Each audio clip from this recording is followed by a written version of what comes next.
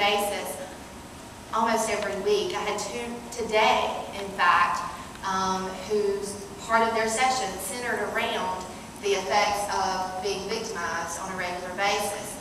And so it's absolutely... Now, I'm going to start out with a video that's a little lengthy, and I do incorporate a good many videos in my presentation. This one's the longest one, but we're going to talk about it after it plays.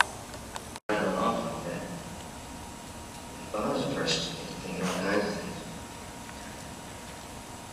You sure that didn't happen to you? That Nellie was a bully, right? Did anybody like her? No. Her little brother went along with her because he was scared of her. I don't even think he liked her very much. If I remember correctly, her own parents didn't care for her. Her dad at least did.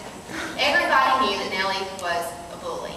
Okay? That is one thing that has changed now. Our bullies are much more popular than they used to be, and they're much more prevalent than they used to be. In fact, I think the number's gone up to 15% of the student body can be characterized as a bully. We're going to go over the definition in a minute.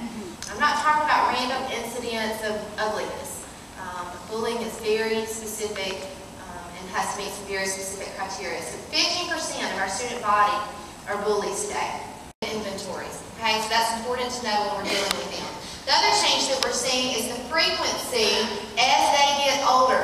And so as we say, as they move from elementary to junior high to high school, what we see is that the frequency of bullying incidents will actually start to decrease, but the severity of the incidents increase. And again, I think it has a lot to do with cognitive abilities. Kids start learning to do things a lot more intentionally and more in depth. Things are planned out and more malicious.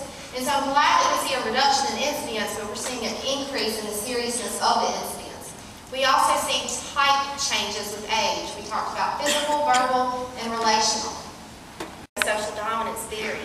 We are stepping on bodies and stepping on heads and stepping on whatever we have to step on to climb that rope and get to the top. The problem with bullies is they have a huge need to be at the top. Can we all be at the top? No. They have a huge need to be at the top, but again, they don't know how to get there, and they don't do it appropriately. And boy, when they figure out that this can get them there, it just reinforces them. Okay? So they crave dominance. They crave peer affiliation. They have these needs that need to be met, but they don't go about them the correct way.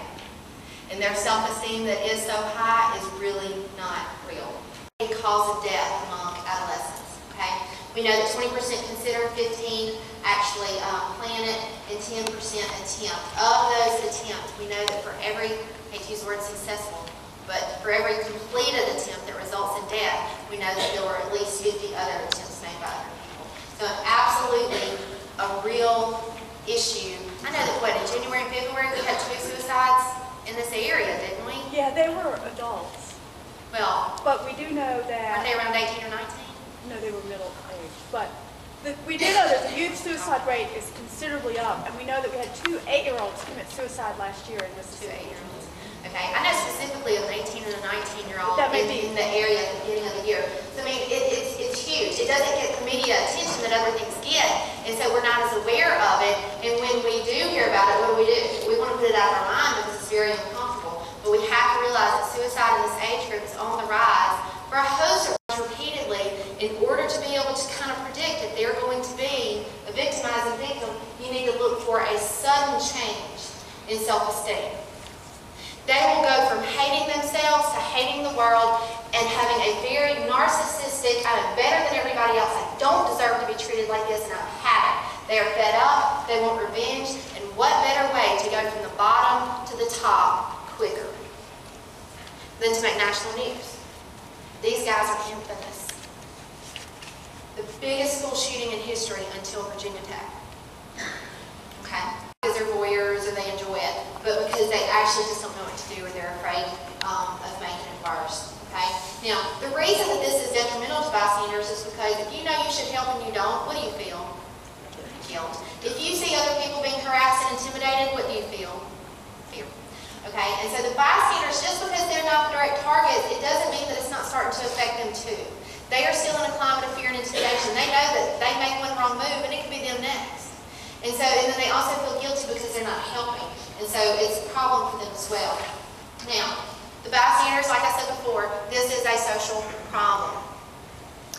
that means, in my opinion, it requires a social answer. And if the largest percentage of this bullying game, the 3 positions, is made up of the bystanders, I think we absolutely have got to get them to start intervening and taking a stand. Now, the first thing that I always tell bystanders is you have to understand the difference between tattling and reporting. Reporting is telling on someone to get someone out of trouble. Tattling is telling on someone to get someone in trouble. Okay? If somebody is physically being bullied, reporting is absolutely necessary. And so I tell bystanders, you leave the scene immediately and go get an adult or an authority figure. If it is not physical, then here's what I ask bystanders to do. What we know in the past is that remember I said about 11% of incidents get intervened in by students? What we know is that of that tiny number that's even getting an intervention, 70% of it is aimed at the bully. What does that do? Reinforcement. All right. This is basic behavior modification. Any behavior that is reinforced, positively or negatively, I don't care. Any behavior that is reinforced is going to continue. Bystanders, remember, we're trying to get the victims to not reinforce it by having an emotional reaction. If we can then get the bystanders to stop reinforcing it, I don't even think they mean to. Most of them. But if we can get the bystanders to stop socially reinforcing the bully, seriously, you will have a problem largely under control. If I can get my victim to stop, what does that mean? It means he has less of a chance of being victimized, but does it stop the bully? No, he goes and finds somebody else. If we want to permanently stop the bully, then we intervene with the bystanders, and we get them to stop socially reinforcing the incident. I want to do a role play, we're out of time. Let me show you what I'm talking about. I tell kids this. Pretend you're playing a game or watching a movie, and the bully becomes invisible. An invisible shield comes over them. Remember, we're talking about psychological, relational, and verbal bullying. What I say to them is, let's say 5 of you girls are sitting at the cafeteria table, and one of them starts in on another. There's 3 bystanders, 1 bully, 1 victim. What I ask bystanders to do immediately, don't intervene towards the bully. A, that can get you hurt or in trouble. It makes the situation worse. You'll become the next victim, but it also reinforces the bully. What I ask instead is that those bystanders immediately pretend that that bully no longer exists. Any social sense at all, yes. So I'm not asking bystanders to get involved, put themselves in harm's way. I'm asking them to befriend the victim. Now here's the other plus of this. First, we just stopped reinforcing the bully. But the second part, no, this is probably the best part. Why do our suicide victims commit suicide? Why do our school shooters become school shooters?